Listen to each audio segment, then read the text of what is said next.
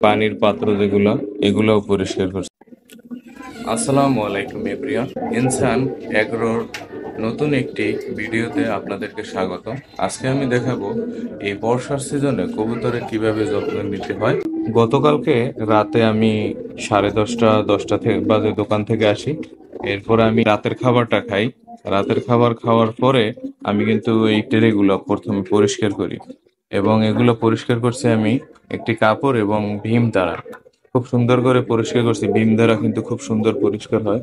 এরপরে খাবার পাত্রগুলা, এরপরে যে প্রত্যেকটা কবুতরের ট্রে কিন্তু আমি রাতের বেলা পরিষ্কার করছি। কতটা যে পরিশ্রম হয়েছে তা যদি দেখতো কেউ তো বুঝতে পারতো যে আসলে শখের জিনিসের জন্য মানুষ এতটা করতে পারে। এই যে দেখুন, এটা কিন্তু বিম এবং ব্রাশ দ্বারা আমি ঘষে ঘষে পরিষ্কার করছি, খুব কষ্ট হয়েছে।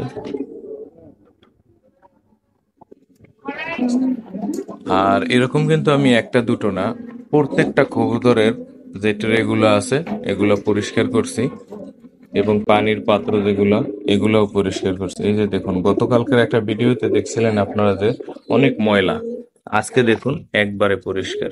সবগুলো কিন্তু আমি পরিষ্কার করেছি। আর এখানে কিন্তু আমি কবুতর ঘরে সবসময় কয়েল রাখি। প্রত্যেকটা বাসায় আমি পরিষ্কার করছি, এইটা দেখাই। এই এই যে দেখুন, এটা একবারে ব্রাশ দ্বারা ঘষে ঘষে আমি পরিষ্কার করছি। তো বন্ধুরা, ভিডিওটি দেখার জন্য অসংখ্য ধন্যবাদ। আর আমার এই এনসান অ্যাগ্রো চ্যানেলটিকে সাবস্ক্রাইব করে দিবেন। আল্লাহ হাফেজ।